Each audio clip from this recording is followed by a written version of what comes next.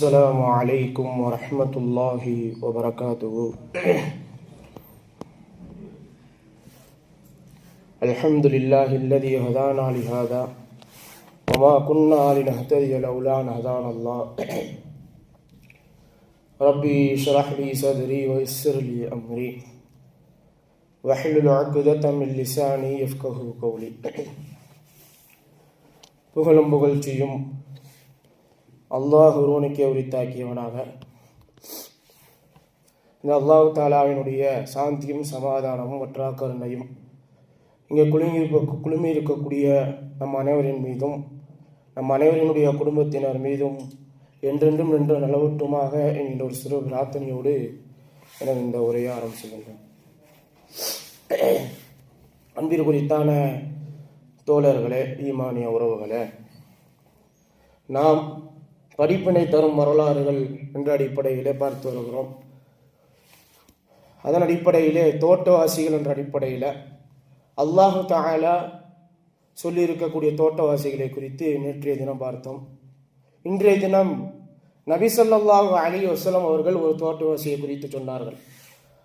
அந்த மனிதரை குறித்தும் நபி ஸல்லல்லாஹு அலைஹி வஸல்லம் அவருடைய காலத்தில் வாழ்ந்த தோட்டவாசிகளை குறித்தும் பார்க்க போகிறோம்.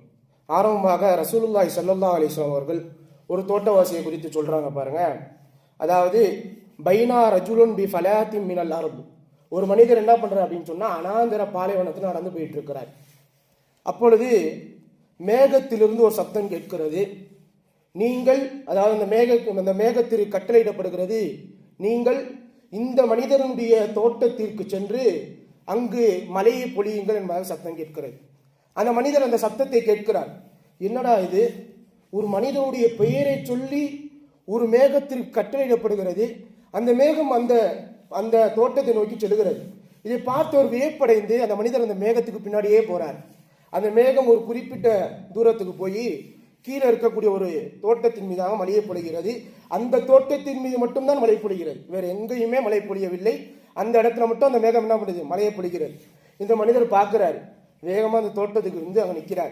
இந்த தோட்டத்திற்கு உண்டான உரிமையாளர் யாரும் நம்ம கண்டுபிடிக்கணும். எப்படி இவருக்கு மட்டும் ஒரு மேகம் தனியாக வந்து எப்படி மழையை தரும் அப்படிங்கிற ஆச்சரியத்தில் அவர் இருக்கிறார். அந்த நேரத்தில் அந்த தோட்டத்திற்கு உண்டான உரிமையாளர் என்ன பண்றார் அப்படின்னா, அந்த தோட்டத்தை தூர்வாருவதற்காக வேண்டி அதை அழகுபடுத்துறதுக்காண்டி வராரு. அதாவது தண்ணி மழை பொழியுதா இல்லையா, அதை எல்லா பக்கத்திற்கும் கொண்டு செல்ல வேண்டும் என்பதற்காக வேண்டி அவர் என்ன பண்றாரு, சரி பண்றதுக்காண்டி வராரு. அதை பார்த்தோன்னே இந்த மனிதர் வேகமாக போறார். போய் உங்களுடைய பெயர் என்ன அப்படின்னு கேட்கிறார். உடனே அந்த மனிதர் சொல்றாரு, என்னுடைய பெயர் இந்த பெயர் அப்படின்னு. உடனே அந்த தோட்டத்தின் உரிமையாளர் கேட்க, ஏன் நீங்க என் பேரை கேட்குறீங்க திடீர்னு அப்படின்னு கேட்கிறார். உடனே அந்த மனிதர் சொல்றாரு, நான் இது மாதிரி பாலைவனத்தில் நடந்து வந்துட்டு இருந்தேன். அப்ப மேகத்துல ஒரு பெயர் சொல்லி அழைக்கப்பட்டு அந்த தோட்டத்தில மட்டும் மழை பெய்வதற்கு கட்டளையிடப்பட்டது, அந்த பெயர் உங்கள் பெயர் தான் அப்படின்னு அந்த மனிதர் சொல்றார். சொல்லிட்டு கேட்கிறார், உங்களுக்கு மட்டும் ஏன் அல்லாஹ் தஆலா இவ்வளவு சிறப்பு தரான், நீங்க அப்படி என்ன செய்றீங்க, என்ன பண்றீங்க அப்படின்னு கேட்கிறார். உடனே அந்த மனிதர் சொல்ற, தோட்டத்தின் உரிமையாளர் சொல்றாரு, நான் அந்த அளவுக்குலாம் ஒன்றும் பண்ணல, நீங்க கேட்கறனால சொல்றேன், இதுவரையும் நான் யார்கிட்டையும் சொன்னதும் கிடையாது, நீங்க கேட்கறனால நான் சொல்றேன் அப்படின்னு சொல்லி அந்த தோட்ட உரிமையாளர் சொல்றாரு. நான் என்னுடைய தோட்டத்துல அதாவது பயிர்களை விளைவிப்பேன், அதை அறுவடை செய்வேன், அறுவடை செய்து அதை 3 பங்காக பிரிப்பேன். அதுல ஒரு பங்கை எனக்கும் என்னுடைய குடும்பத்தார்களுக்கு என்னுடைய உறவினர்களுக்கு நான் எடுத்துக்குவேன், இன்னொரு பங்கை அல்லாஹ்வுடைய பாதையில தான தர்மமா கொடுத்துருவேன், இன்னொரு பங்கை மீண்டும் இந்த தோட்டத்திலே போட்டு மீண்டும் விளைவிப்பேன். இதன் காரணத்தினால் அல்லாஹ் எனக்கு தரலாம் என்பதா என்ன பண்றாரு அந்த மனிதர் சொல்றாரு. ரசூலுல்லாஹி ஸல்லல்லாஹு அலைஹி வஸல்லம் அவர்கள் இந்த ஹதீஸை முடிக்கிறார். அன்பிற்கு குறித்தான தோழர்களே, இந்த தோட்டவாசியை குறித்து ரசூலுல்லாஹி ஸல்லல்லாஹு அலைஹி வஸல்லம் எப்படி சிறப்புப்படுத்தி சொல்றாங்க பாருங்க. அதாவது அந்த மனிதருடைய அவர் செய்யக்கூடிய அந்த நல்ல எண்ணம், அவர் செய்யக்கூடிய அந்த விஷயம் என்னது, அவருக்கு எவ்வளவு அதாவது அறுவடை செய்தாலும் அதை 3ஆக பிரித்து ஒன்றை தனக்கும் தன்னுடைய குடும்பத்தார்களுக்கும், அவருக்கு மட்டும் வச்சுக்க மாட்டார், உறவினர்களுக்கும் சேர்த்து எடுத்துக்கொள்வார். பிறகு இன்னொன்றை என்ன பண்ணுவார், தானமாக கொடுத்துருவாரு, இன்னொன்று மீண்டும் அதிலே போட்டு என்ன பண்ணுவார், விளைவிப்பார். அன்பிற்கு குறித்தான தோழர், இது ரசூலுல்லாஹி ஸல்லல்லாஹு அலைஹி வஸல்லம் அவர்கள் சொல்லக்கூடிய தோட்டவாசி. இன்னும் ஒரு தோட்டவாசி இருக்கிறார், அது ரசூலுல்லாஹினுடைய காலத்தில் வாழ்ந்தவர். அவர் யார் அப்படின்னு சொன்னா, ரசூலுல்லாஹி ஸல்லல்லாஹு அலைஹி வஸல்லம் அவர்களுடைய காலத்தில் வாழ்ந்த தோட்டவாசியினுடைய பேர் அபு தஹ்தாஹ் அப்படின்னு சொல்லக்கூடிய ஒரு தோட்டவாசி. அவர் ஒரு நபி தோழர். அவருடைய மனைவி உம்மு தஹ்தாஹ், அவருடைய பிள்ளை தஹ்தாஹ். இப்படி 3 பேர் தான். குடும்பமே சிறிய குடும்பம் தான், ஒரு அழகான குடும்பம். இப்படி இருக்கக்கூடிய ஒரு சூழ்நிலையில அல்லாஹ் தஆலா ஒரு வசனத்தை இறக்குறான். மை யுக்ரிதுல்லாஹ் மந்தல்லதி யுக்ரிதுல்லாஹ் கர்தன் ஹஸனா.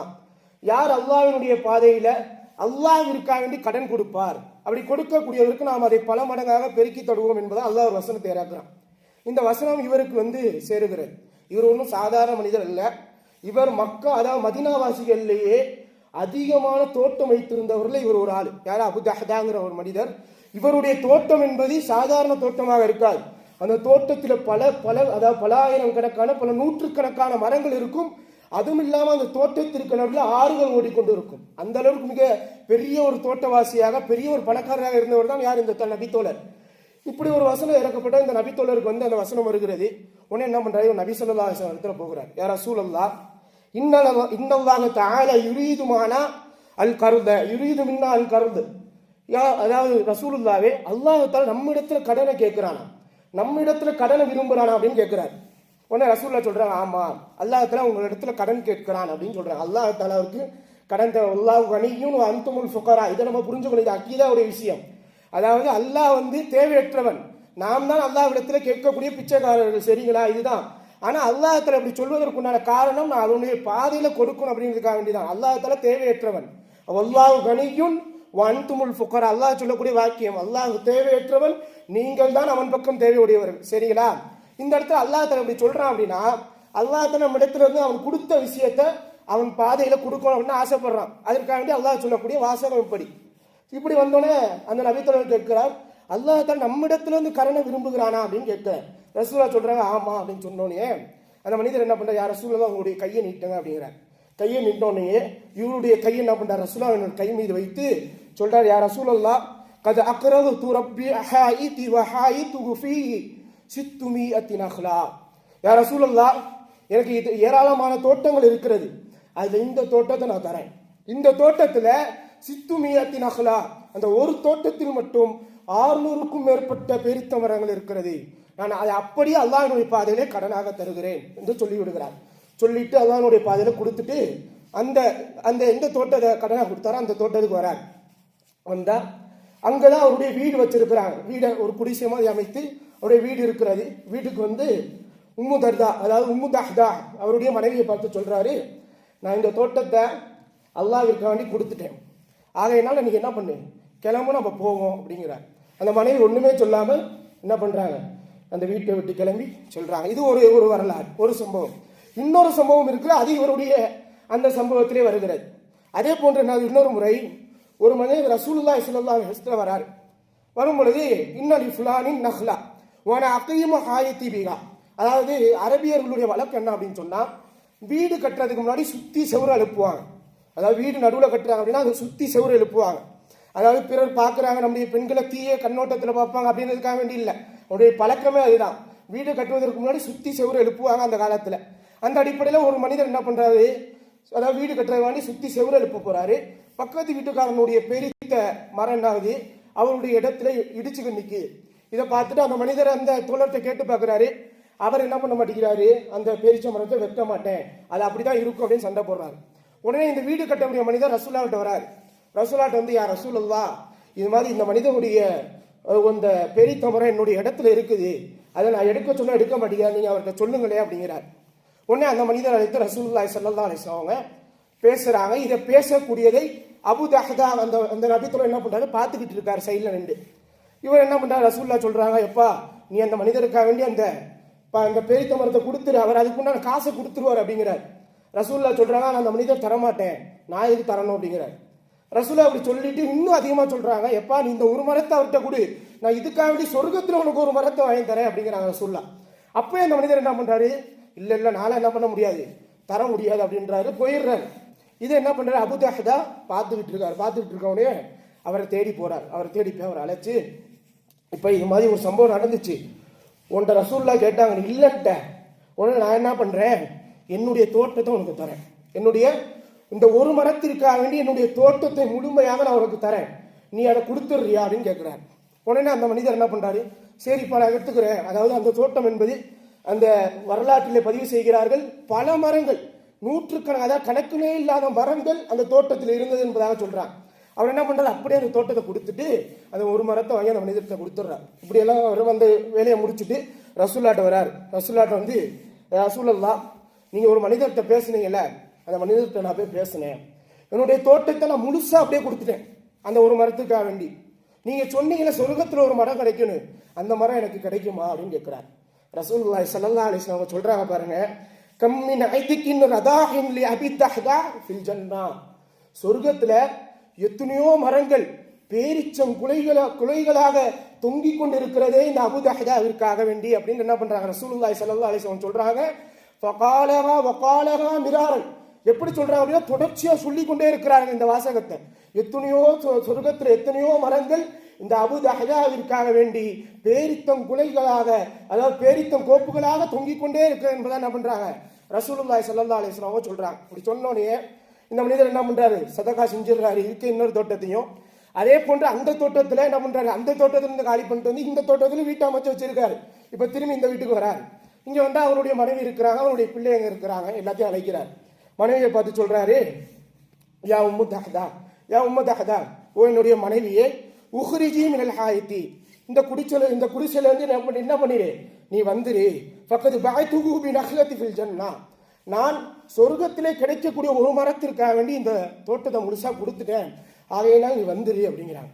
உடனே அந்த மனைவி சொல்றாங்க பாருங்க, யா அபூ தஹ்தா ரபிஹல் பை, ரபிஹல் பை, நீ உன்னுடைய வாழ்க்கையில மிகப்பெரிய ஒரு வெற்றியான ஒரு வியாபாரத்தை செய்து விட்டா என்பதாக சொல்லி அந்த மனைவி என்ன பண்றாங்க அப்படின்னு சொன்னா அவரோடு வெளியே வராங்க. வேறொரு இடத்துல போய் என்ன பண்றாங்க, அவங்க குடிசை அமைத்து வாழ்ந்தார்கள் என்ற சம்பவத்தை பார்க்கிறோம். அன்பிற்குரித்தான தோழர்களே, இந்த வரலாறு என்பது சாதாரண வரலாறு அல்ல, ஏராளமான படிப்பினைகளை நமக்கு சொல்லி காட்டுகிறது. முதல் படிப்பினை என்ன அப்படின்னு சொன்னா, அல்லாஹ்வுடைய பாதையில கொடுங்கள் என்பதாக வசனம் இறங்கப்பட்ட உடனேயே எந்த விதமான யோசனையும் இல்லை, எந்த விதமான ஆலோசனையும் இல்லை. வசனத்தை கேட்கிறார், உடனடியாக அப்படியே என்ன பண்றாரு, அல்லாஹ்வுடைய பாதையில கொடுத்து விடுகிறார். இது முதலாவது படிப்பினை. அதாவது மந்தல்லது யுக்ரிதுல்லாஹ் கர்தன் அஹ்சனா, அல்லாஹ் தஆலா கேட்கிறான், எனக்காக வேண்டி அழகிய முறையில கடன் கொடுப்பவர் யார் என்கின்ற வசனம். இந்த வசனத்தை இந்த மனிதர் கேட்கிறார், உடனடியாக என்ன பண்றாரு, சதகா செஞ்சிடறாரு. அதுவும் இல்லாம பாருங்க, அவர் எப்படி அல்லாஹ்வுக்காண்டி சதகா செய்யறாரு, அவருக்கு எது மிக விருப்பமோ அதுதான் என்ன பண்றாரு, அல்லாஹ்வுடைய பாதையில கொடுக்கிறார். ஏன்னா அந்த சாதாரண ஒரு மரம் இல்ல, அதாவது சாதாரண தோட்டம் இல்ல, 600 பெரித்த மரங்கள். சாதாரண அது இன்றைக்கு, அதாவது அதனுடைய அந்த வியாபாரம், அதில் கிடைக்கக்கூடிய அந்த மதிப்புகள் எல்லாம் சாதாரண அல்ல, ஏராளமான செல்வங்கள் கிடைக்கக்கூடிய தோட்டம். தான் விரும்பியதை என்ன பண்றாரு, அப்படியே அல்லாஹ்வுடைய மார்க்கத்துக்காண்டி அப்படியே கொடுக்கிறார். எந்த விதமான உள்ளத்தினான குற்ற உணர்ச்சியும் இல்லாமல். போன நமக்கு காசு போயிருமே, ஒண்ணுமே இல்லாம ஆயிருவோமே, நம்ம கஷ்டப்படுவோமே, ஒன்றுமே இல்லை, இங்கே தானே போகுது, மறுமையில எனக்கு இருக்குதுல்ல, அது போதும் அப்படின்னு என்ன பண்றாரு, இரண்டாவது அப்படியே கொடுக்கிறார். இது இரண்டாவது படிப்பினை. மூன்றாவது படிப்பினை என்ன அப்படின்னு சொன்னா, மறுமையின் மீதான உறுதியான நம்பிக்கை. மறுமையின் மீதான என்ன பண்றாரு, உறுதியான நம்பிக்கையில இருக்கிறாங்க. இந்த இடத்துல நம்ம தோட்டத்தை கொடுத்துட்டோம் அப்படின்னு சொன்னா, நாளை சொர்க்கத்துல ஒரு மரம் கிடைக்குது. சொர்க்கத்துல மரம் கிடைச்சிருச்சு அப்படின்னு சொன்னா சொர்க்கம் நிச்சயமாயிருது. இது போதுமே, இந்த உலகத்துல நம்ம வாழ்றதே எதுக்கு, நாளை மறுமையில ஜெயிக்கணும், நாளை மறுமையில வெற்றி பெறணும் அப்படிங்கிறதால தான் வாழ்றோம். அதற்குண்டான அந்த வாய்ப்பு இந்த ஒரு மரத்தை அல்லாஹ்வுடைய தூதருக்காக வாங்கி கொடுக்கறதுனால கிடைக்குது அப்படின்னு சொன்னா, என்னுடைய தோட்டம் என்ன, என்னுடைய முழுமையுமே, என்னுடைய வாழ்க்கையை நான் சம்பாதித்த அனைத்தையுமே கொடுப்பதற்கு தயாராக இருக்கு என்பதுதான் சகாபாக்களுடைய மனநிலை. ஆக ஆகிரத்தின் மீதான உறுதியான நம்பிக்கையோடு என்ன பண்றாங்க இருக்கிறாங்க. இது மூன்றாவது படிப்பினை. அடுத்து நான்காவது படிப்பினை என்ன அப்படின்னு சொன்னா, இதுதான் இன்றைக்கு நாம உணரணும். அவர் என்ன பண்றாரு, எல்லாத்தையும் தானமா கொடுத்துடுறாரு. கொடுத்துட்டு மனைவி இடத்துல வராரு. மனைவி என்ன சொல்றாங்க, ரபிஹல் பையா, இன்னைக்கு நாமெல்லாம் போய் அதாவது அல்லாஹ் பாதுகாத்த பெண்மணிகளை தவிர இன்றைக்கு நம்முடைய குடும்பத்தில் இருக்கக்கூடிய ஒரு உறவினருக்கு நம்ம பைசாவையோ காசையோ கொடுத்துட்டாலும் நம்முடைய மனைவிகள், அதாவது மனைவிமார்கள் எல்லாம் சொல்லக்கூடிய வாக்கியம் என்ன, ஏன் உங்க வீட்டுல நீங்க மட்டும் தான் கொடுக்கணுமா, உங்களுடைய அண்ணன் இல்லையா, உங்க குடும்பத்துல வேற யாரும் இல்லையா, நீங்க மட்டும் தான் அவங்களுக்கு கொடுக்கணுமா அப்படிங்கிற மாதிரி கேட்கக்கூடிய பெண்கள் இருக்கக்கூடிய சூழ்நிலையில சகாபிய பெண்மணிகளுடைய இந்த ஈமான், அவருடைய இந்த ஈமானிய உணர்வு, எப்படி கணவரோ அப்படியே மனைவி, நீங்கள் கொடுத்தது அல்லாஹ்விடத்துல மகத்தான வெற்றியை தரக்கூடியது, அல்லாஹ்விடத்துல வெற்றி பெற்று தரக்கூடிய வியாபாரத்தை நீங்க செஞ்சிட்டீங்க அப்படின்னு அவர் செய்யக்கூடிய அந்த தான தர்மத்திற்கு மனைவி என்ன பண்றாங்க, உறுதுணையாக ஈமானுடைய உறுதியோடு என்ன பண்றாங்க இருக்கிறாங்க. இப்படி மனைவியினுடைய, அதாவது மிகப்பெரிய ஒரு படிப்பினை இது. தன்னுடைய கணவன் அப்படி இருந்தாலும் மனைவியும் அல்லாஹ்வுடைய பாதையில கொடுப்பதற்கு எந்த விதமான தயக்கமும் இல்லாம என்ன பண்றாங்க, ரெண்டு பேரும் சேர்ந்து ஈமானை உறுதியோடு இருந்தாங்க அப்படிங்கிறத நம்மளால் விளங்க முடிகிறது. இறுதியான படிப்பின அப்படின்னு சொன்னால், சஹாபாக்களுடைய எல்லாத்துடைய நிலைமையும் அவர்கள் எல்லோரும் அறிந்து வைத்திருந்தது. இந்த உலக வாழ்க்கை என்பது தற்காலிகமானதுதான். சித்தூன வசபம் ரசூலுல்லாஹ் தான் சொன்னார்கள், இந்த உலக வாழ்க்கை என்பது 60க்கும் 70க்கும் மத்தியில் தான், குறுகிய வாழ்க்கை தான். ஆக இந்த உலக வாழ்க்கை என்பது தற்காலிகமானது. ஃபலா தகுர்ரன்னக்கும் ஹயாத்து துன்யா, அல்லாஹ் தஆலா சொல்லக்கூடிய வாக்கியம். உங்களை இந்த உலகத்தினுடைய அந்த ஆசா வாசங்கள், இந்த உலகத்தினுடைய அலங்காரங்கள் எல்லாம் உங்களை ஏமாற்றி விட வேண்டாம் என்று அல்லாஹ்வினுடைய அந்த வாசகம் எல்லாத்தையும் சஹாபா பெருமக்கள், இந்த சஹாபியை மட்டும் சொல்ல முடியும், எல்லா சஹாபாக்களும் எல்லோரும் நம்பியிருந்தது, எல்லோரும் உணர்ந்திருந்தது, இந்த உலக வாழ்க்கை என்பது தற்காலிகமானதுதான், நாளை மறுமைதான் நிரந்தரமானது, உறுதியானது என்பதை உணர்ந்திருந்தார்கள் எல்லா சகாபாக்களும். அதனால்தான் அவர்களுக்கே இல்லாவிட்டாலும் சரி, அவர்களுக்கு எதுவுமே இல்லாவிட்டாலும் அல்லாஹ்வுடைய பாதையில கொடுப்பதற்கு அவங்க என்ன பண்ணல, தயங்கவே இல்லை. உதாரணமா யார் எடுத்துக்கலாம், அபூபக்கர் சித்திக் ரலியல்லாஹு அன்ஹு அவர்கள் எந்த ஒரு தான தர்மத்தை எடுத்துக்கொண்டாலும் அவர்கள் முன்னாடி வந்து நிற்பாங்க, எல்லாத்தையும் கொடுத்து விடுவார்கள். தபூக் போருக்கு கேட்கப்படுகிறது, தபூக் போருக்கு அல்லாஹ்வுடைய பாதையில யாராவது கொடுக்கிறது இருக்கிற எல்லாரும் கேட்கப்படுகிறது. அப்ப அபூபக்கர் சித்திக் ரலியல்லாஹு அன்ஹு அவர்கள் வீட்டில் இருக்கக்கூடிய எல்லாத்தையும் கொண்டு வந்துடுறாங்க. அப்ப ரசூலுல்லாஹ் கேட்கிறாங்க, அபூபக்கர் சித்திக் ரலியல்லாஹு அன்ஹு உங்க வீட்டில் ஏதாவது இருக்குதா அப்படின்னு கேட்கிறாங்க. அப்ப அபூபக்கர் சித்திக் ரலியல்லாஹு சொன்ன வார்த்தை என்ன தெரியுமா, என்னுடைய வீட்டில அல்லாஹ்வும் ரசூலும் இருக்கிறார்கள், அல்லாஹ்வும் அவனுடைய தூதரும் இருக்கிறார்கள், மீதி அனைத்தையும் என்ன பண்றேன் கொண்டு வந்து இந்த போருக்காக கொடுத்துட்டு அப்படின்னு சகாபா பெருமக்கள் எல்லோரும் அப்படிதான் உலகத்தை விளங்கி இருந்தார்கள். இந்த உலகம் என்பது தற்காலிகமானது. ஆக எத்தனையோ காலங்கள் வாழ்ந்து விட்டு போகிறோம், 60, 70, 50 தான். ஆனால் மறுமை என்பது உறுதியானது, மறுமை என்பது நிரந்தரமானது என்பதை உணர்ந்திருந்ததினால்தான் அவர்கள் அல்லாஹ்வுடைய பாதையில கொடுப்பதற்கு தயங்கவே இல்லை, தயக்கப்படவும் இல்லை, அஞ்சவும் இல்லை. அவர்கள் செல்வம் குறையும், நம்ம ஒண்ணுமே இல்லாம போயிடுவோம், கஷ்டப்படுவோம் அப்படிங்கிறது என்னவே இல்லாம என்ன பண்ணாங்க சகாபா பெருமக்கள் இருந்தாலும். அன்பில் குறித்தான தோழர்களே, நாம் எந்த வரலாறை கேட்டாலும் அதிலிருந்து படிப்பினை எடுத்து நம்முடைய வாழ்க்கையை அதன் அடிப்படையில் அமைத்து அழகான முறையில் ஆக்கி அல்லாஹ்விற்கு கட்டுப்பட்டவர்களாக வாழக்கூடிய பாக்கியத்தை அல்லாஹ் ரப்பு சுப்ஹானஹு வ தஆலா உங்களுக்கும் எனக்கும் இந்த அருள் புரிவானா என்று பிரார்த்தித்தவனாக இந்த உரைக்கு திரையிடுகின்றேன். ஹாதா மா ஐந்தி வ இன்தல்லாஹ் அகூலு கௌலி ஹாதா அஸ்தக்ஃபிருல்லாஹ் லி வ லக்கும் வஸ்ஸலாமு அலைக்கும் வ ரஹ்மத்துல்லாஹி வ பரகாத்துஹு.